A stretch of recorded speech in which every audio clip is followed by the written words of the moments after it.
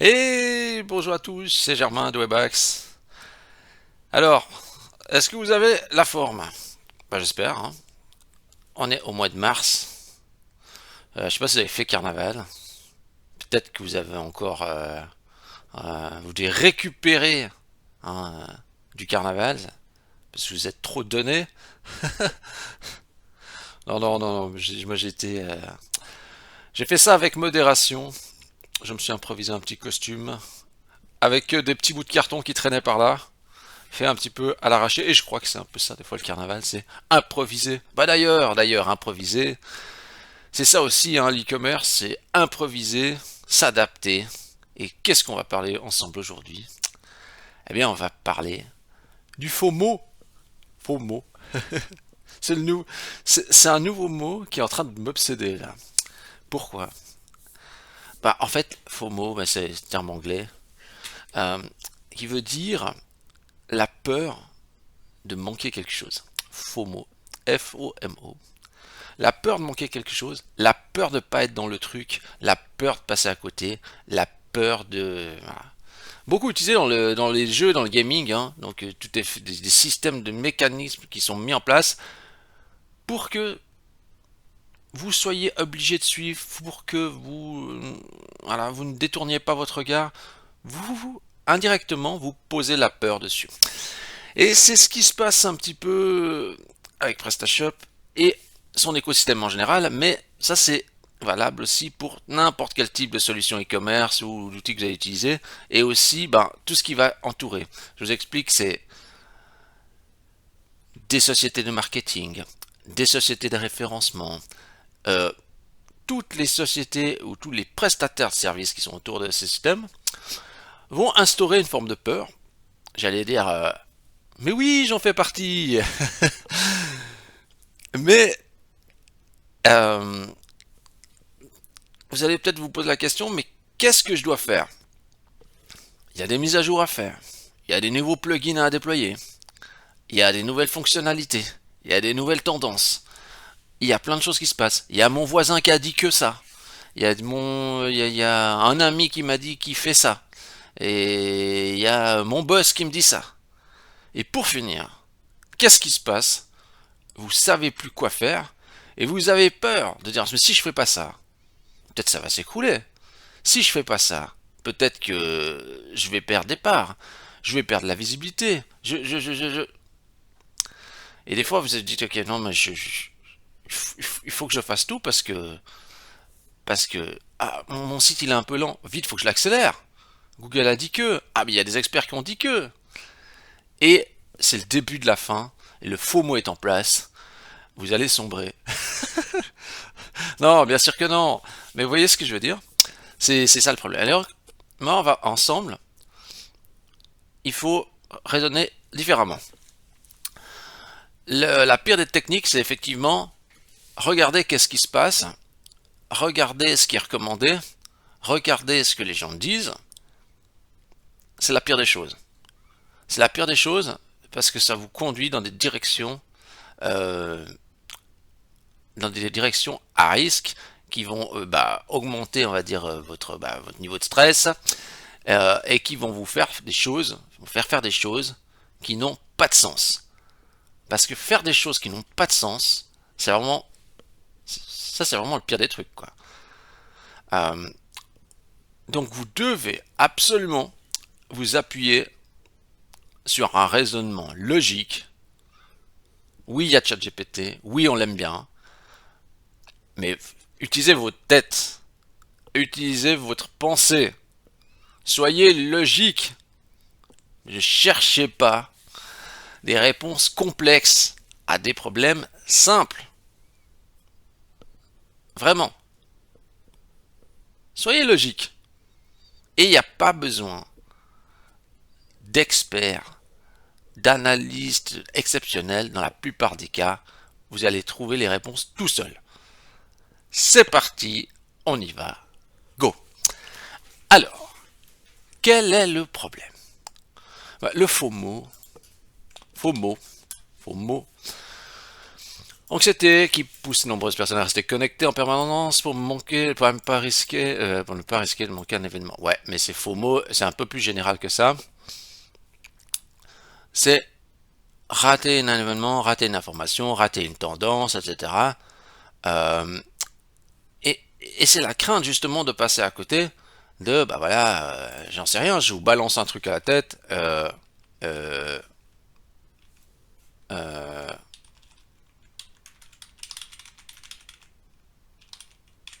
voilà.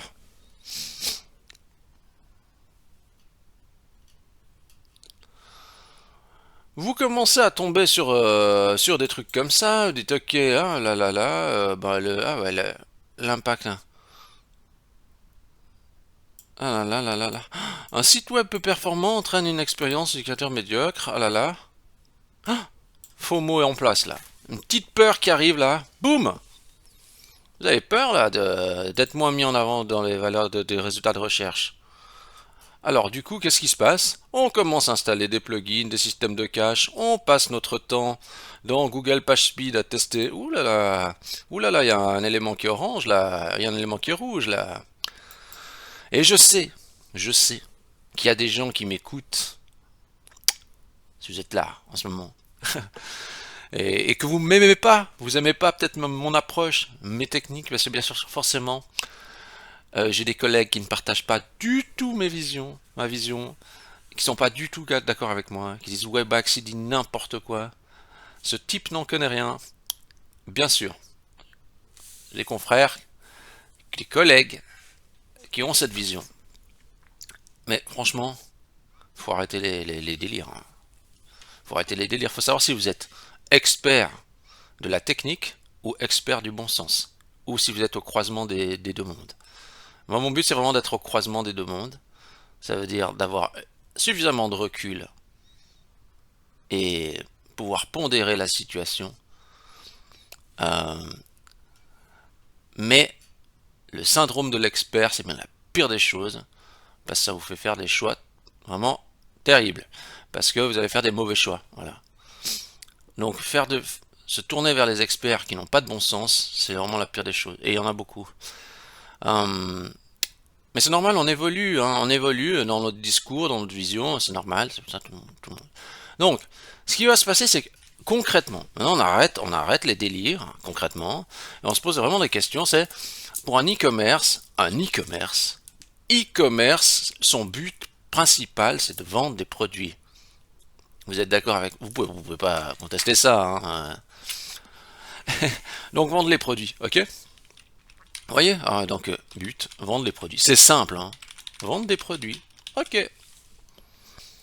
Tout simple.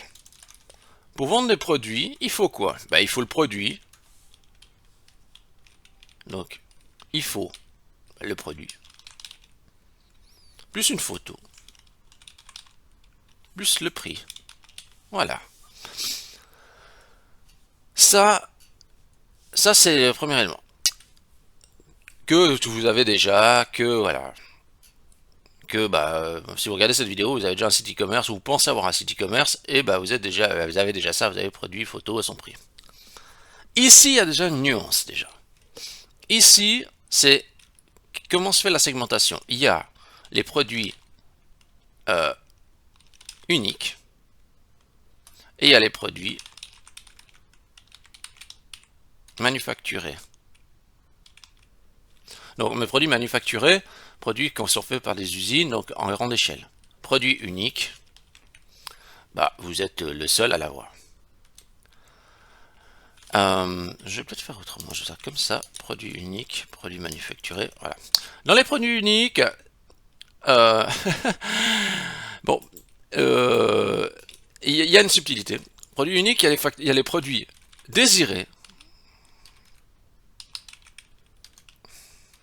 et les produits non désirés.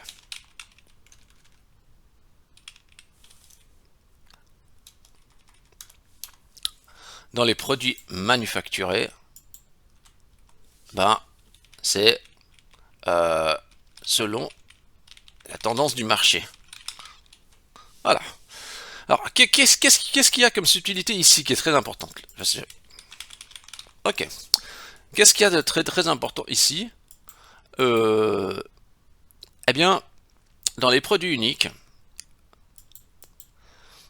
si vous êtes dans un produit désiré, donc je sais pas, je vais prendre euh, bah attendez, je vais prendre Oli. Oli! Je sais pas. Bah Oli c'est unique, hein. Une boisson énergisante, on va dire bonne, enfin bonne pour la santé, on s'entend, hein, on s'entend. Moins pire que du Red Bull. Bah il y a un désir qui est créé là autour. Bah si vous voulez du Oli, vous voulez du Oli, hein. Vous pouvez pas prendre autre chose, hein. Si vous voulez du Oli, vous êtes obligé de passer par Oli. Donc forme d'exclusivité. Donc ici, vous êtes le roi du marché.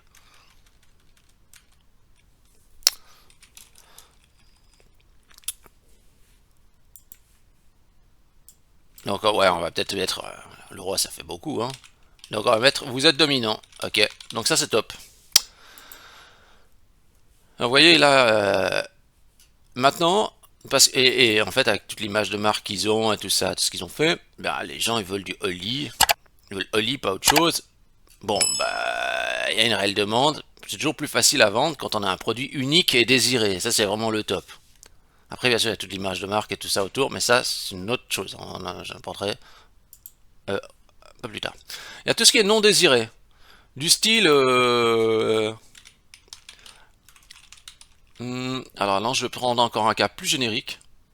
Alors là, j'étais juste vite fait sur un site comme ça, au hasard. Voilà. Typique, ça. J'en sais... Nouveau, hein, je prends un cas que je vois... j'arrive au hasard, plus ou moins, sur cette fiche produit. Alors, j'ai pas pris un site suisse parce que d'un coup, hein, j'allais dire, je fais une mention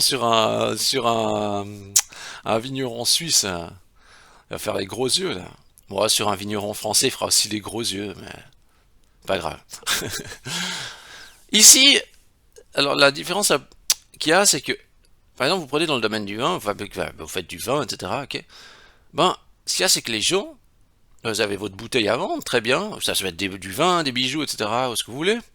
Le produit est unique, sauf que le produit n'est pas forcément ultra désirable, dans le sens où qui se boivent cette bouteille-là, ou qui boivent, j'allais dire celle-ci ou celle-là, je ne veux pas dire qu'il n'y a pas grande différence, mais finalement, il n'y a pas plus affinité que tant. Vous voyez ce que je veux dire? C'est ça le problème.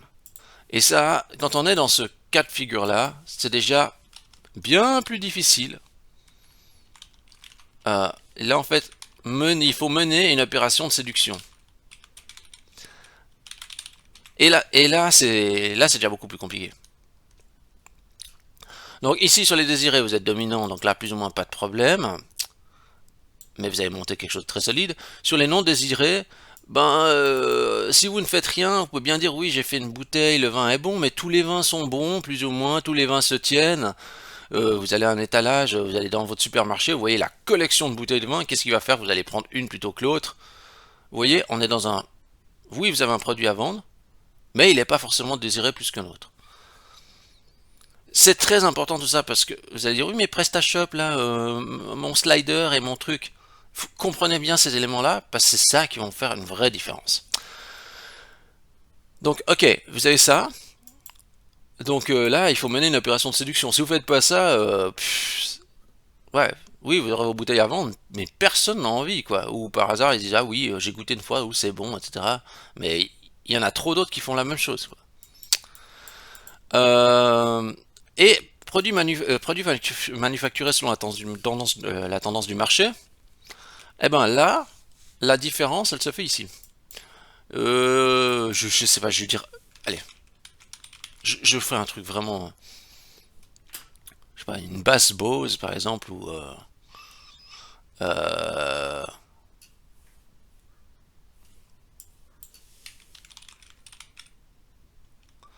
dondeuse AQ.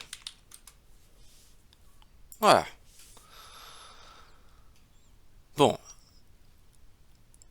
ben déjà, si c'est un produit manufacturé qu'on va retrouver partout,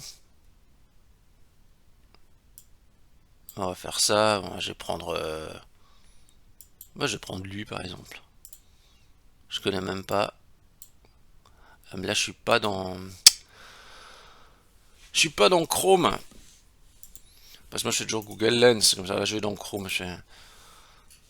Mais qu'est-ce qui se passe? Je fais une recherche, je vais fouiller, et je vais chercher le moins cher. Ou en tout cas, dans un prix le plus attractif. Alors, je sais pas si vous voyez déjà le problème de ça. C'est qu'en fait, justement, que c'est un produit manufacturé, bah, il faudrait... Le prix.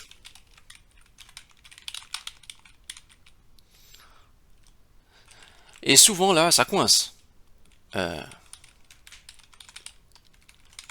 le meilleur prix. Oui, alors après, bien sûr, vous pouvez dire, ah, je suis un peu plus cher, etc. Oui, mais un peu plus cher, si c'est quelques francs, ça va. Mais si c'est 50 ou 100 francs, 50 euros, 100 euros de plus, ben non, ça va pas marcher. Donc, déjà, première phase, vous avez compris, ici déjà, eh ben, euh, souvent ici, ça bloque.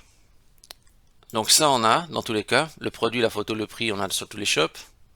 Quand c'est un produit unique, ben, souvent, dans la plupart des cas, je veux dire, quand c'est un produit unique chez des marchands, bah, j'ai quelques marchands où le produit, justement, il est désiré. Ça veut dire qu'ils ont monté une marque autour de leur produit. Donc, c'est un produit qu'ils ont créé eux. Et il y a une réelle envie parce que le produit apporte quelque chose de différent.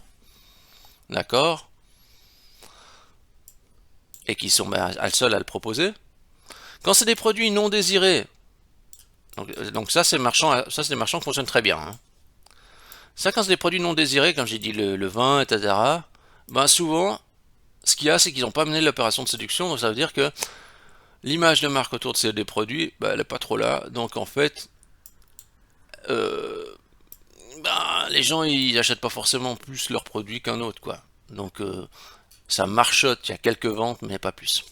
Puis quand c'est les produits manufacturés, souvent le problème que je vois, donc selon la tendance de marché comme ça, ben les marchands n'ont pas le meilleur prix. C'est un truc qui arrive très souvent. Donc bah oui, forcément ils font une recherche là, bah il y a bon là c'est si je vais aller plus dans google.ch, hop, tondeuse. Ah, il me semble, que je fais chaque année les mêmes trucs. Hmm, bon, là, j'ai pas toutes mes préférences. Je pense que c'est pour ça que ça me sort des prix en euros. Euh, et donc, bah, voilà, il n'y a rien à faire. Il n'y a rien à faire. Vous avez toujours les prix et souvent, dans les recherches, vous avez euh, les, les Galaxus et tous les autres qui arrivent en tête. Je suis en train de rire parce que je me disais, mais pourquoi il n'y a pas Galaxus qui nous sort là? Mais en fait, c'est parce que j'avais le VPN activé. Voilà, va mieux là. Et donc, je vais juste refaire ma recherche là. C'est bizarre. J'ai dit, mais qu'est-ce qui se passe? Il y a un cookie qui s'est initialisé ou un truc? Et donc, toujours le même scénario. On a Migros, Do It Garden, Jumbo, Hobby, etc. Et c'est toujours les meilleurs, enfin, toujours les gros spots qui arrivent. Et qui sont, on va dire, les moins chers. Donc, voyez, déjà rien que là, souvent là, déjà, c'est très bloquant. Euh, le deuxième point, bah, c'est l'expédition, hein. Bah, je vais juste mettre être concurrentiel. Parce que, ouais, bah, vous voyez, en plus, c'est écrit là, ça pousse en avant, c'est livraison gratuite. Euh, ouais, je ne veux pas dire que ça doit être gratuit chez vous, mais qu'est-ce que vous voulez dire au client quand c'est le même produit et que chez un, bah, c'est moins cher, l'expédition est gratuite. Vous avez le même produit, le produit est plus cher, l'expédition est payante. Vous pouvez dire oui, mais l'autre, il respecte pas le marché, etc. Je comprends. Au bout d'un moment, il faut faire autrement, hein, ou alors vendre un autre produit, ou je ne sais rien. Mais sinon, vous pouvez pas le vendre, quoi. Les gens, ils... Enfin, je pense que vous faites pareil. Pourquoi vous prendriez le même produit, plus cher, avec des frais de port, sur un autre site? C'est pas de sens, quoi. Voilà. Bon, l'expédition, ça c'est un frein. Après, on va dire le shop en lui-même, hein. Le shop. Donc le PrestaShop, hein. Euh, alors, ouais, ça va vous étonner. Regardez, ça va être la dinguerie. Tous les PrestaShop sont OK.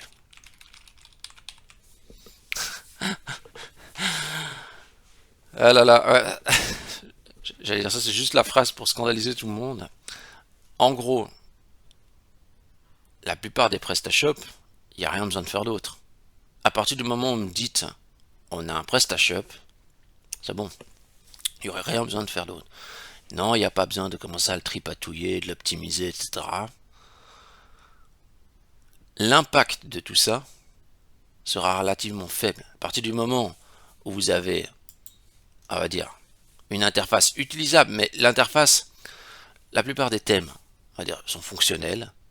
Oui, il y a des petits bugs par-ci et là, mais à partir du moment où vous arrivez à faire une boucle d'achat sur un ordinateur, une boucle d'achat sur un mobile, que la recherche fonctionne, que l'ajout au panier fonctionne, que le paiement fonctionne, on est bon. Concrètement, on est bon. Après, vous pouvez débattre, hein. Vous pouvez dire oui, non, mais non, parce que il y a les petits détails, l'UX, le machin, le bidule. Ça, c'est pas le problème. Ça, c'est insignifiant. Donc, en gros, si vous avez un PrestaShop de base, avec vos produits, le système de paiement, une recherche qui fonctionne, une structure des catégories, un menu, ben c'est bon, il n'y a pas besoin de faire plus. Ne faites pas plus. Ne mettez rien d'autre, c'est bon, c'est bon. Parce que souvent, euh, les marchands me disent, mon PrestaShop il va pas. Mais c'est pas ça le problème. Souvent c'est déjà ça qui va pas. C'est là que ça va pas. Couplé au quatrième point. Le quatrième point, ça c'est récurrent, c'est ce que j'observe tout le temps.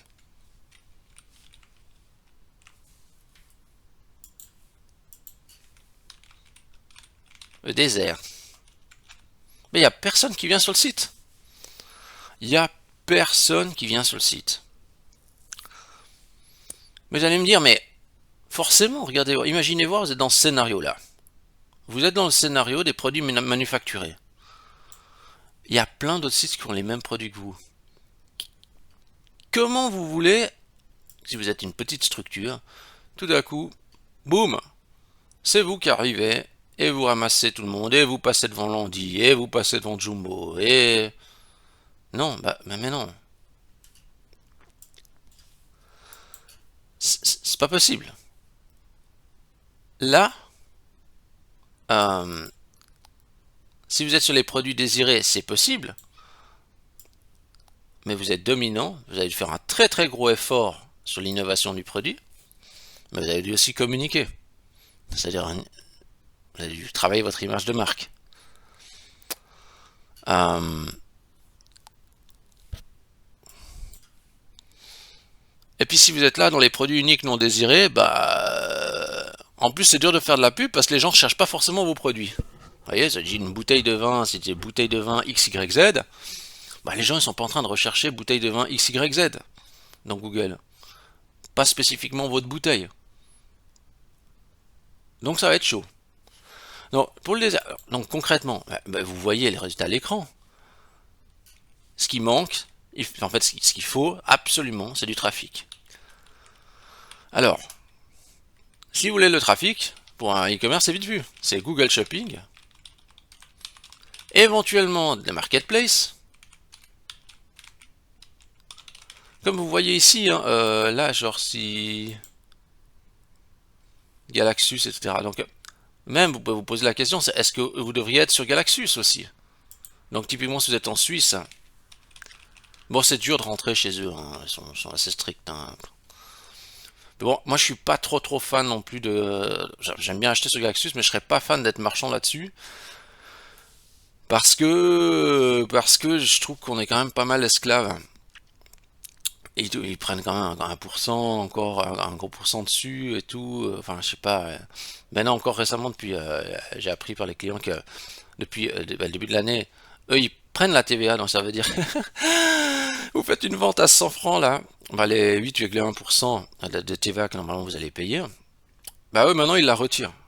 Comme ça, on va dire, ils s'assurent que vous payez la TVA. Donc ils prennent la commission, ils prennent la TVA. Alors ils vont me dire, oui, mais la TVA, de toute façon, j'allais la payer. Oui, mais vous n'avez pas ce cash entre les mains, vous voyez? Donc vous êtes dans une boucle d'assistance qui est folle, quoi. Donc, Google Shopping, Marketplace. J'ai exemple Galaxus pour la Suisse, hein, après pour la France, Amazon ou d'autres, ça à voir selon vos affinités.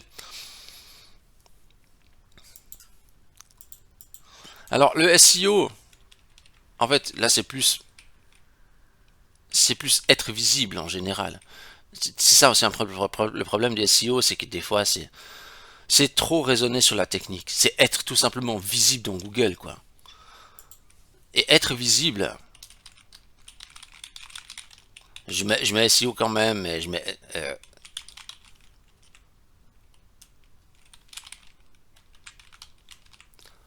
ça aussi, ça c'est ça. Alors, je résume de ce que je vois. Chez les marchands, souvent, bah, ça c'est pas en place. Ou des fois ça marche pas bien ça, parce que soit les produits sont pas assez recherchés, soit c'est très concurrentiel, soit plein de raisons. Mais ça c'est un des vecteurs qui est apprécié par les e-commerçants. Marketplace aussi, aussi, mais voilà, on est quand même pas mal fonctionné. Euh, et puis ici, là souvent c'est très mal fait. Donc le SEO, oui, alors optimiser le titre des produits, toutes ces choses, etc. Bah oui, forcément, ça c'est important. Mais ça reste très pauvre. Ça reste très pauvre. Genre, ce qui est terrible, c'est que des fois, des gros sites font mieux que des petits qui sont spécialistes. Hein. Des fois, vous voyez, prenez Landis, c'est pas un spécialiste de la tondeuse. Bah, des fois, vous avez des gens qui sont spécialistes d'un type de produit. Bah, ils ont moins de détails qu'un site qui lui est généraliste. Vous voyez. Donc forcément, dans ce contexte-là, ça va être difficile de rivaliser. Le prix est plus élevé, il y a moins de contenu, alors qu'il est spécialiste. Là, je parle pas de ce site-là. Hein. Ce site-là fait mieux que celui qui est spécialisé dans la chose. Alors, c'est pas un problème, ça. C'est pas un problème, mais alors, il faut trouver un plan B. Si vous m'expliquez comment réparer la tondeuse ou comment un truc comme ça peut être intéressant pour augmenter votre visibilité, augmenter votre notoriété et faire justement venir plus de gens vers vous, qu'on vous voit. C'est ça qui est important, qu'on vous voit. Mais souvent, le contenu maintenant, c'est je fais du contenu avec l'IA juste pour donner à Google, mais c'est nul, c'est trop nul. Faites du contenu bien, s'il vous plaît. Et il faut arrêter aussi les histoires de oui, il faut 1000 mots, 1500 mots, 2000 mots. Faites juste un contenu qui intéresse les gens. Faire un contenu qui intéresse les gens, c'est compliqué, hein. C'est pas facile. Ça demande du temps. Puis social, bah oui, vous pouvez aussi faire quelque chose de social. Sur les réseaux sociaux, vous pouvez faire un truc cool. Arrêtez de publier une photo de produit dans les réseaux sociaux. Faites un truc vraiment social, mais réfléchissez à un truc, dites ok, vraiment, on veut faire un truc social. Social. Social, ça veut dire avec les autres. Qu'est-ce que vous feriez, vous, avec les autres? Leur balancer des produits à la tête? Ou est-ce que vous préférez un apéro avec les autres? Non, non, c'est juste pour vous dire, dans le sens du divertissement de la chose, il faut quelque chose de sincère, authentique et établi. Vous voyez? Alors, vous voyez si on reprend le truc de base de vente des produits. Juste peut-être un petit point. Donc ici, j'ai pas mis, donc j'ai dit être visible. Donc l'image de marque, hein, l'image de marque aussi, si vous avez quelque chose de spécifique, donc travaillez votre image de marque. Et puis j'ai pas précisé aussi, c'est bon, exister depuis longtemps aussi. Hein. Ça joue un rôle. Hein. Vous pouvez pas, si vous n'existez pas depuis longtemps, c'est difficile d'amorcer. Il faut le temps aussi. Utilisez la clientèle existante hein, aussi.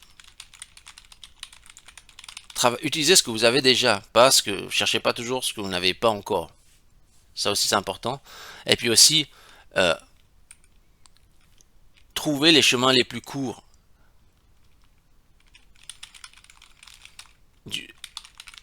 Pourquoi je dis ça? Parce que c'est comme, je prends le cas souvent de ceux qui vendent des produits alimentaires, des produits complémentaires, par exemple pour les fitness, etc. C'est plus facile de faire un deal avec un fitness qui est proche de chez vous en lui proposant une offre irrésistible en allant le voir, et puis dire maintenant tu passes sur mon shop, tu fais des commandes sur mon shop, plutôt que d'essayer de vendre des compléments alimentaires à monsieur et madame tout le monde, à l'autre bout de la Suisse que vous ne connaissez pas. Soyez logique, c'est plus facile.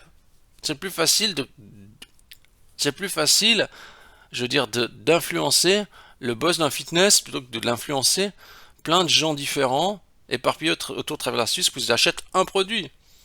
Là, vous pouvez faire en plus du récurrent, voyez. Alors, qu'est-ce qu'il faut dire de tout ça? Et donc justement, ça revient à l'histoire du fameux FOMO. Le FOMO, vous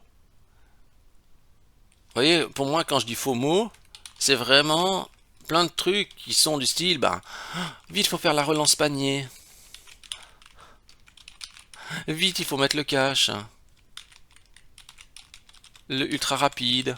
Vite, vite, vite, vite, il faut faire ça. Il faut rajouter plein de trucs, etc. Mais en fait, s'il y a seulement ces points-là qui sont respectés, alors seulement, de nouveau, c'est très vulgarisé, on est d'accord. Hein. Et ce que je veux dire, c'est le fait que les gens achètent ou non repose sur quelques leviers essentiels. Le problème, c'est souvent c'est que ça, il n'y a pas, et qu'après, on se retrouve à essayer de trouver des solutions. Ça peut pas marcher.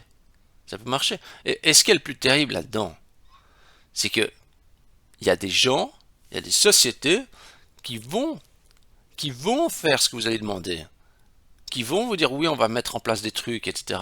Alors que ça ne sert à rien.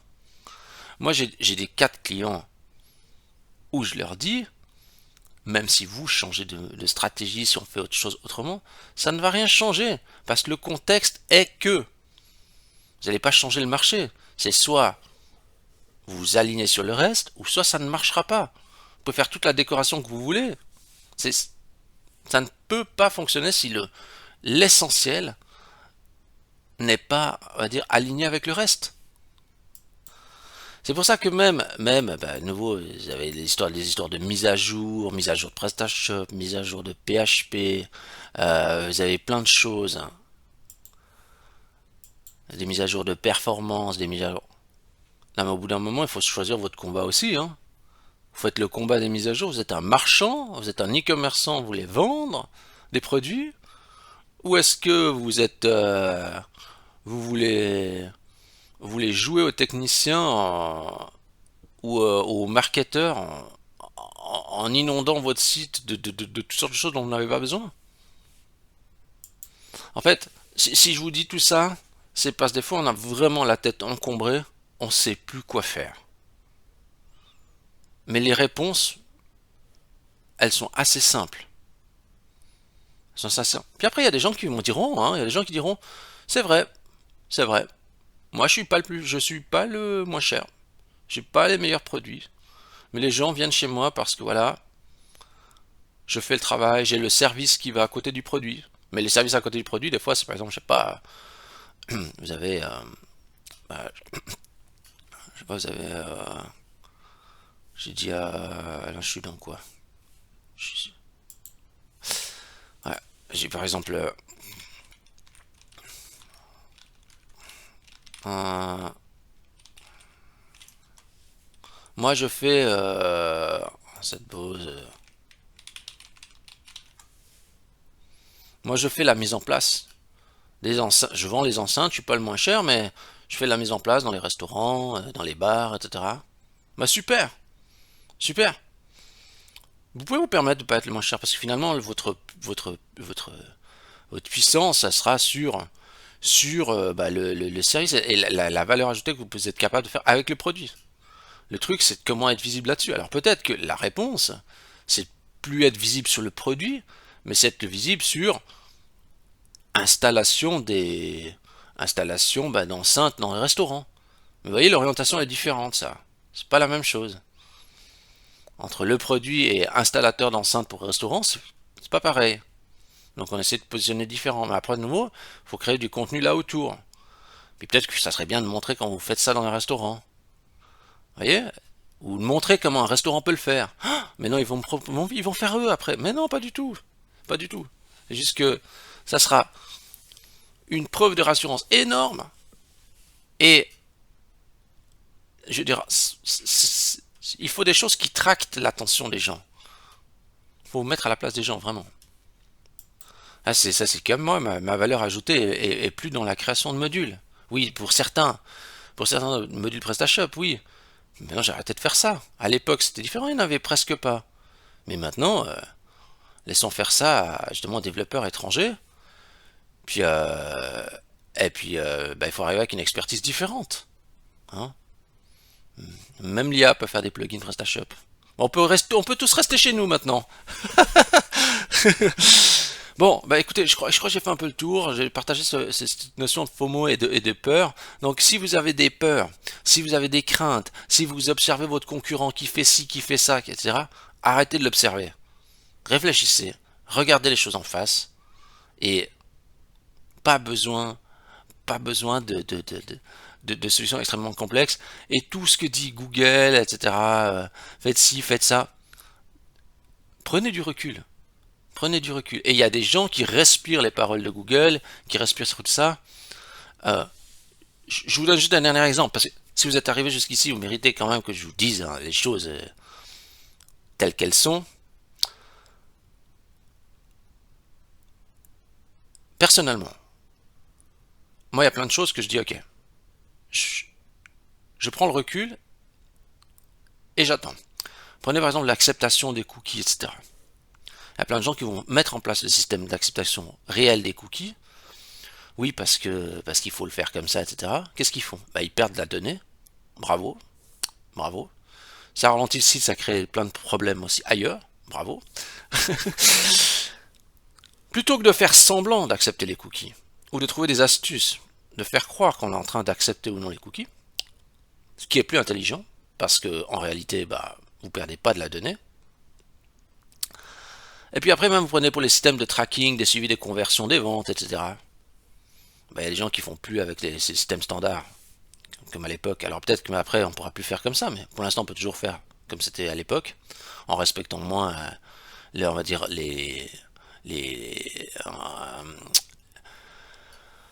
le RGPD, on va dire, la propriété la confidentialité des données du client, etc. Mais on s'entend, confidentialité des données du client, vous voyez ce que je veux dire. Eh ben, en attendant, en ayant cette approche-là, en n'essayant pas de suivre le même wagon que tout le monde, aveuglément, avec des pressions de Google qui font wow, wow, wow, on traque tout, on a toutes les infos, et qu'est-ce que vous croyez? Est-ce que vous croyez les grosses sociétés qui font plein d'argent, est-ce que vous croyez qu'ils respectent tout ça? Franchement, est-ce que vous croyez qu'ils respectent tout ça? Regardez. Je vais sur Galaxus, navigation privée. Il est où mon pop-up des cookies? Galaxus, est-ce que c'est un petit site ou quoi? Il est où le système? Alors après vous me direz oui, mais ils ont un autre système, etc. Oui, oui. Mais pourquoi tout le monde met un gros pop-up des cookies et eux ils le mettent pas? Hein? Vous croyez qu'il n'y a pas de raison à ça? C'est pour ça que au bout d'un moment, il faut arrêter de se mentir. Ça, c'est comme Google qui dit de respecter la confidentialité des données et que eux, ils sont en train de traquer avec le navigateur et tout ce qu'on veut. Au bout d'un moment, il faut arrêter. La Confédération qui vous dit attention, il y a des lois à respecter. Ah, je viens juste. Typiquement, alors c'est des grandes établatures avec plein de recommandations. Bizarre, bizarre. Ah, ils sont piratés, mais il n'y a aucune donnée qui a fuité. Bien sûr, bien sûr, bien sûr. Et, alors, là, ne croyez pas que je suis dans le troisième œil conspiration. Mais vous voyez ce que je veux dire? Au bout d'un moment, faut arrêter d'être naïf aussi, quoi. Faut faire des choses qui marchent. Faut faire des choses logiques.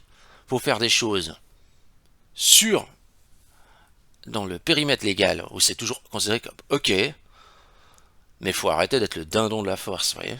C'est vraiment important. Et en prenant du recul, en arrêtant, en ayant un esprit posé, en réfléchissant, en faisant les choses correctement, là, ça commence à marcher. Là, ça commence à marcher. Mais si vous n'avez pas cet état d'esprit, ou vous travaillez avec des gens qui n'ont pas cet état d'esprit, bah, vous êtes promené, quoi, c'est ça. Ou si, imaginez, vous voyez là de ce qu'on est en train de parler. Mais si vous parlez avec quelqu'un qui a juste une vision de purement développeur ou de codeur, imaginez ses réponses. Alors vous allez arriver avec une demande, il va dire oui, oui, attendez, vous allez rentrer dans des délires, dans des jeux codes, dans des jeux trucs, dans des codages de l'infini. Très bien, ça va être exécuté, mais est-ce qu'il a réfléchi 2 secondes? Si ça avait du sens, s'il fallait le faire, si c'est ça votre préoccupation. Là d'ailleurs, je vais vous dire, hein, j'ai des mails, il faut vraiment que je les traite là. C'est un petit peu en train de s'entasser là. Il faut vraiment que je donne un coup là. Mais il y a des gens là, bah, il faut que je leur dise, écoutez, là on va rien faire du tout, quoi. On va rien faire du tout parce que je vais le faire si vraiment ils me disent ok, ben on va le faire à tout prix. Mais je vais leur dire mais à quoi ça sert de faire ces updates? Et des fois je fais des recommandations sur justement plutôt que de, vous voyez, de ce qu'on vient de dire ici, plutôt que de commencer à bidouiller ici, bidouillons plutôt ici. Parce que bidouiller là va avoir un impact sur tout le reste. Mais bidouiller ici, vous pouvez faire bidouillage que vous voulez. Mais ça n'a le trafic entrant. Ça c'est une des règles que je dis souvent, c'est les ventes découlent de 2 choses. C'est le trafic entrant et la capacité du site du shop à vendre. C'est tout. C'est tout. Alors capacité du shop à vendre, bien sûr c'est le shop et les produits.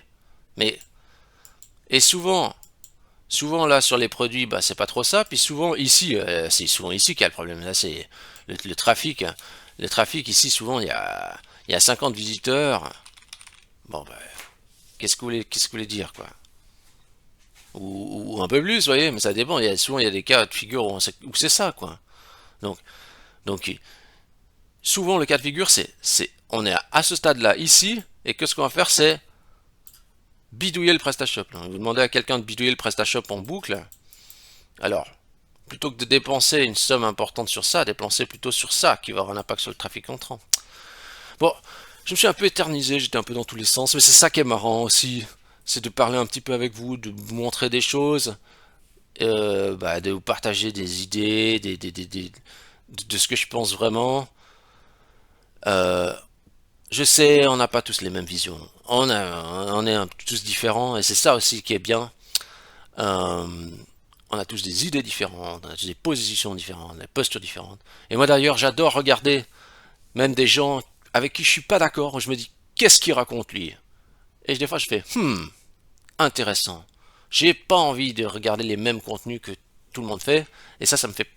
J'aime bien aussi des gens qui ont des visions différentes de la mienne, forcément.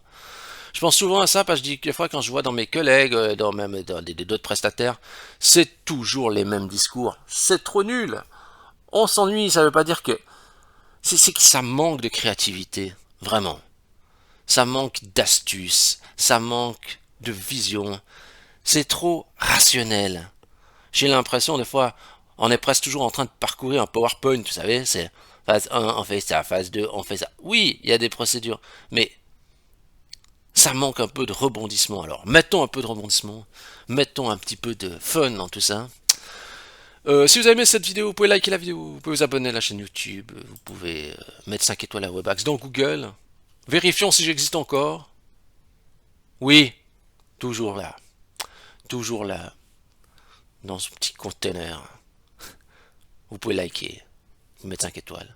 Et sur ce, je vous dis à tout bientôt. Merci.